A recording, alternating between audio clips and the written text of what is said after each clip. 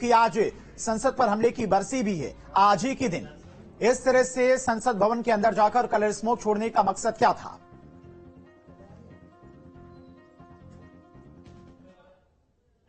उनकी सारी सामग्री को जब्त कर लिया गया है और जो 2 लोग बाहर थे उनको भी गिरफ्तार कर लिया गया है। 1 मिनट रुको ना।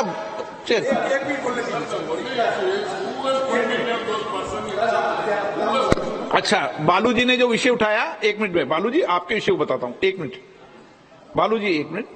बालू जी ने जो विषय उठाया वह, हाँ मैं बोलने दूंगा ना। 1 मिनट, बालू जी ने विषय उठाया, क्लियर कर दूं ना। 1 मिनट ये, हाँ बताइए अधीर, हाँ अधीर रंजन जी बताइए। 1 मिनट, हाँ बताइए अधीर रंजन जी। सर बात ही है सर, आज ही सुबह आप जानते हैं 2001 साल में 13 दिसंबर हमारे नया पुराने जो पार्लियामेंट हमला हुई थी, आज हमला वर्ष थी और सुबह हम लोग वो शहादत जो दिए थे हमारे ये पार्लियामेंट भवन को बचाने के लिए, वो शहीदों की स्मृति पे हम पुष्पार्घ्य भी दिए हैं, पुष्पार्पण किए हैं।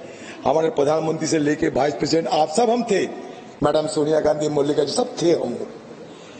आज ही सर इत्तेफाक से यहाँ भी हमला हुई, मानते हैं उस समय हमला एक प्रकार की थी, आज हमला दूसरी प्रकार की है। लेकिन बात तो ये है सर कि ये हमले वर्ष में इस तरह की घटना कैसे घटी। इसमें क्या साबित होता है कि हम जो सावधानी जो बरतना चाहिए था वो सावधानी हम नहीं बरतते हैं। दूसरी बात सर ये बात है कि देखिए, और एक आज बड़े दिलचस्पी के साथ बड़ी हिम्मत के लिए कहने में अच्छा लगता है कि ये 2 शख्स को सर हमारे सारे एमपी ने दबोच लिया। सारे हमारे एमपी ने निडर होकर हमारे सारे एमपी ने उनको दबोच लिया था। और तीसरी बात यह है सर, हमारे जो पार्लियामेंट की जो सिक्योरिटी है सर, अपने जो सिक्योरिटी जो निहत्ते वो पुराने सदन को बचाने में सफल हुई थी, वो निहत्ते हमारे लोग आज कमी दिखाई दे रहे हैं सर। ये दिल्ली पुलिस कहां से आ गई, लेकिन हमारे निहत्ते जो सदन के हमारे छोटे मोटे ऑफिसर थे वो कहां गए? विषय बताता हूं, उनको सब खाली कर दिया गया। इस पे वाद विवाद नहीं करना चाहिए, आप चिंता व्यक्त करनी चाहिए, वाद विवाद नहीं करना चाहिए। अच्छी बात है, अपन सब सीनियर व्यक्ति चिंता व्यक्त करना चाहिए, देश देखता है। Sir we should be more cautious that at the entry gate hundreds of people gather over there and we the MPs when we enter, it becomes a very difficult situation and these people stay from 11 AM to 6 PM taking photographs, taking selfies, and nobody can guess who is MP who is not. Sir, today's incident is very serious and no doubt. 1 minute Sudeep ji, okay ठीक, okay Sudeep ji, okay 1 minute, okay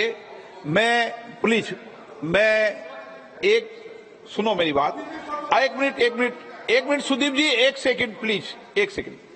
Sudeep ji, जो आपने चिंता व्यक्त की है, मैं आपकी चिंताओं को, सदन के कांग्रेस दल के नेता की चिंता को, सत्ता पक्ष के लोगों की चिंता को, सबकी चिंता को समझता हूं। और इस विषय पर हम सदन के चलने के अभी 1 घंटे 2 घंटे बाद सब लोग बैठेंगे और जो कई बार अपन ओपन हाउस में अपने सदन की चर्चा करना ठीक नहीं है, आप सबको मैं बुला रहा हूं और आपकी सबकी चिंताओं को हम लेकर किस तरीके से और बढ़िया इंतजाम कर सकते हैं, जो आपके सुझाव हों उन सुझावों को माना जाएगा। ठीक, हाँ मैं बुलाऊंगा सबको, आपके सुझाव को मानेंगे, सबके सुझाव मानेंगे और सबके सुझाव पर अमल भी करेंगे, क्योंकि हम सब की जिम्मेदारी है। हमारे मेंबर ऑफ पार्लियामेंट के कहने से दशदिगा में जाते हैं, तो उस विषय में भी बात करनी पड़ेगी कि हमें पास बनाते समय क्या क्या सावधानी बरतनी चाहिए, कैसी बरतनी चाहिए, ये सब हम सबकी चिंता का विषय है। और इसीलिए मैंने आपका विषय में आपने मुझे नॉलेज में डाली, मैं अभी बुलाकर बात करूंगा, अभी बुला के बात कर रहा हूं आपसे एक बार। सदन देश में हम सब लोग देश और राष्ट्र की सेवा के लिए आए हैं और कितनी भी विपरीत परिस्थिति हो उसके बाद भी सदन चले, ये हम सबकी जिम्मेदारी है। और उसके बाद हम सब, उस घटना के बाद भी सदन चला था, आज भी सदन चलेगा कोई सदनों को रोक नहीं सकता। ओके ओके प्लीज, मैं बुला रहा हूं ना आपको सुदीप जी। चलेगी, कार्रवाई चलेगी, सब कुछ चलेगा। ओके, मैं बुलाऊंगा आपको, मैं बुला रहा हूं आपको, सबको बुला रहा हूं, सबको बुला रहा हूं, प्लीज प्लीज, सबको बुला के चर्चा कर रहा हूं ना मैं सदन के अंदर। Okay, no no no smoke, मैंने स्मोक की जांच करा ली है, आपको कोई चिंता करने के विषय। मैं सदन पे बैठा हूं, आपके सामने मैं भी सदन में बैठा हूं, तो जिम्मेदारी के साथ बैठा। वो मैं कल्याण जी में बुला के बात कर रहा हूं ना, कल्याण जी में इस विषय में बुला के बात कर रहा हूं ना, ठीक है। जिन मान्य सदस्यों ने आज नियम 377 के अधीन मामलों को उठाने की अनुमति प्रदान की गई है, वे अपने मामलों के अनुरोध पाठ को तुरंत व्यक्तिगत रूप से सभा पटल पर रख सकते हैं। Item number 27A, Hardeep Puri ji. Sir, with your permission, I rise to move for leave to introduce a bill further to amend the National Capital Territory of Delhi laws, special provisions, Second Amendment Act 2011, to extend validity of this act for a further period of 3 years from 1st January 2024 to 31st December 2026.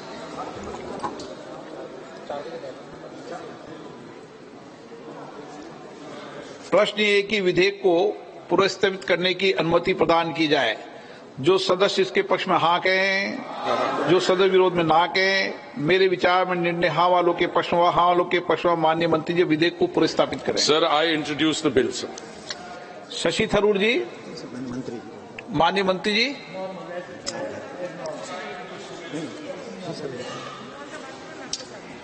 नहीं, एक minute, पहले शशि थरूर जी बोलेंगे इस विषय पर। Sir, I'm going to. I think after. वाले पे बोल रहे हैं आप, देखिए आप बिल इंट्रोड्यूस पे बोल रहे हैं। ये post office bill introduce post करने के बाद उसके बारे में पोस्ट ऑफिस का भी ला रहा हूँ। जी जी। आप कुछ विषय रखना चाहते हैं इसमें? अश्विनी जी का भी ला रहा हूँ, पहले अभी हरदीप पुरी जी का निपटा, अश्विनी जी का भी लाया नहीं है। हाँ, अब हो गया। मैंने कहा कोई बोलना चाहे तो बोलना है, ठीक है ना। आइटम नंबर 29, डाकघर विधेयक 2023, माननीय मंत्री जी। Honorable Speaker, sir, I rise to move that the Post Office Bill 2023 be taken into consideration. आपको कुछ विषय रखना है? जी अध्यक्ष जी, आज के इस पोस्ट ऑफिस बिल 2023 द्वारा इंडियन पोस्ट ऑफिस एक्ट 1898 को रिपील किया जाएगा। माननीय अध्यक्ष जी, जैसा कि हम सभी देश में जानते हैं, एक इतना रिलायबल नेटवर्क है देश भर में जिसको पोस्ट ऑफिस का, डाकघर का नेटवर्क कहा जाता है। कई दशकों से, एक सदी से ऊपर का ये इसकी लेगेसी है, और इस पूरे के पूरे सिस्टम को किस तरह से पिछले 9.5 वर्षों में टोटली ट्रांसफॉर्म किया गया है, ये बिल, आज का जो बिल है, इस बिल, वो बिल बेसिकली इस ट्रांसफॉर्मेशन को रिफ्लेक्ट करता है।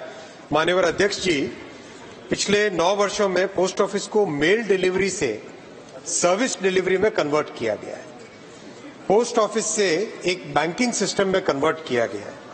कई इसके अच्छे उदाहरण हैं जो कि जन प्रभावी है, जिसमें देश में जन जन को इसका बेनिफिट मिला है। जैसे सर्विस डिलीवरी की बात करें तो पोस्ट ऑफिस के जरिए से पासपोर्ट बनाने की जो व्यवस्था बनी, उसके कई ऐसे अच्छे उदाहरण हैं। हिमाचल प्रदेश का एक उदाहरण है लाहौल स्पीति का। श्री संसार चंद जी, जिनको पासपोर्ट बनवाने के लिए पहले अगर शिमला जाना पड़ता तो 3 से 4 दिन लगते, आज वो कुल्लू मुख्य डाकघर में ही पासपोर्ट ऑफिस सेवा केंद्र के खुलने से एक ही दिन में पासपोर्ट बन जाता है।